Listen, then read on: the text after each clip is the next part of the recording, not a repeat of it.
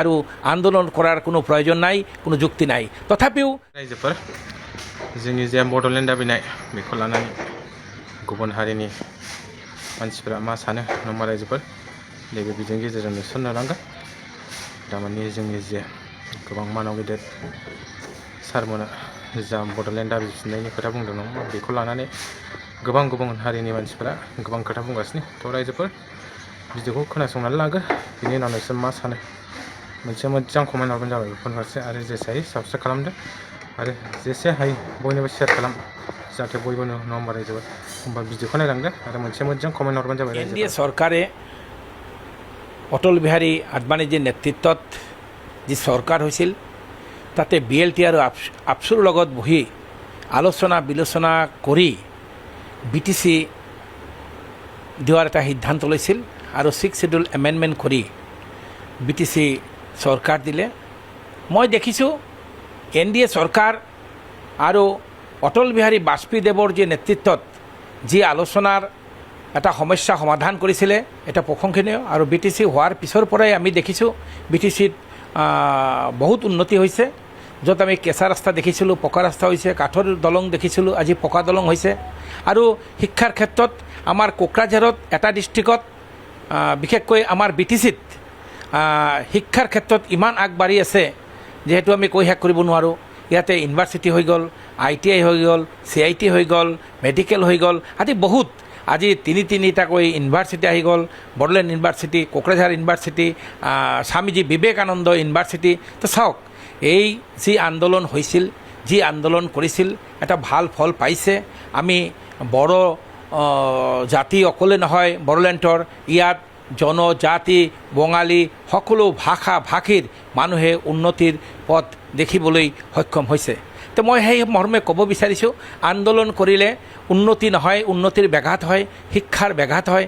যি হৈ গ'ল, যি হেৰালোঁ, যি পালোঁ এই সকলোবিলাক পাহৰি গৈ আমি এতিয়া সুস্থৰে যি BTC চৰকাৰ আৰু অসমত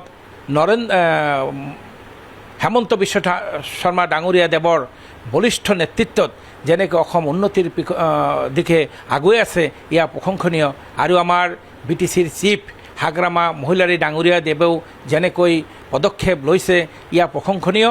সেইকাৰণে মই ভাবোঁ যে BTCত আৰু আন্দোলন কৰাৰ কোনো প্ৰয়োজন নাই, কোনো যুক্তি নাই। তথাপিও তেওঁ ভাৰতবৰ্ষ এটা গণতন্ত্ৰ দেশ, তেওঁলোকে যদি ইচ্ছা কৰে তেওঁলোকে কৰিব পাৰে। কিন্তু মই ভাবোঁ মই সকলো দল সংগঠনক এই চেনেলৰ মাধ্যমত আহ্বান জনাইছোঁ যে আমাৰ এই BTC যে উন্নতি হৈ আছে, অসমত যে উন্নতি হৈছে তাত যাতে ব্যাঘাত নহয়। ছাত্ৰ ছাত্ৰী যেনেকৈ পঢ়ি আছে তাৰ যেনে আগৰ দৰে কোনো ক্ষতি আৰু বিপদৰ সন্মুখীন হ'ব নালাগে, উন্নতিত যাতে ব্যাঘাত নহয়, এই আমি সকলো দল সংগঠনৰ প্ৰতি মই আহ্বান কৰিছোঁ।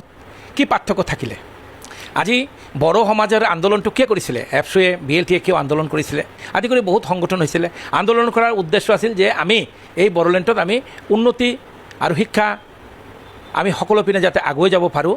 আমাৰ বড়ো জাতি আৰু বড়োলেণ্ডত যিমান ধৰ্ম জনগোষ্ঠীৰ মানুহ আছে সকলো যাতে উন্নতি আৰু এটা সুশাসন পায়, সেইকাৰণেই এটা আলোচনাত বিলোচনাৰ মাজত এই BTC government 6th schedule amendment কৰি পূৰ্বৰ চৰকাৰে অটল বিহাৰী আদবানীজীৰ নেতৃত্বত যি চৰকাৰ আছিল সেই চৰকাৰৰ লগত উভয় পক্ষই এপছু আৰু BLTৰ মাজত আলোচনা হৈ এটা সুন্দৰ এটা BTC বনাই দিছিলে। আৰু সেইটো আজিও চলি আছে।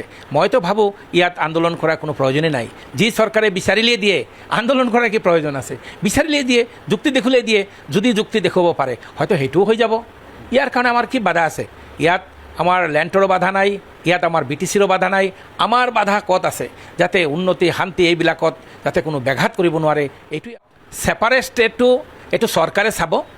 আৰু BTCৰ এটা সুকীয়া এটা চৰকাৰ আছে, ইয়াতে নেতৃত্ব দি আছে NDA চৰকাৰ। ইয়াত হাগ্ৰামা মহিলাৰী ডাঙৰীয়া দেৱ আৰু অসমত আছে বলিষ্ঠ নিষ্ঠাবান এজন মুখ্যমন্ত্ৰী হেমন্ত বিশ্ব শৰ্মা ডাঙৰীয়াৰ নেতৃত্বত যদি এইটো আলোচনা বিলোচনাৰ মাজত যদি দেখে, আমাৰ ভাৰত চৰকাৰ যদি দেখে যে নহয় BTC নহয় আজি আমি ছেপাৰেট ষ্টেট দিয়াটো এইটো সম্ভৱ, তেনেহ'লে চৰকাৰে সেইমতে পদক্ষেপ ল'ব।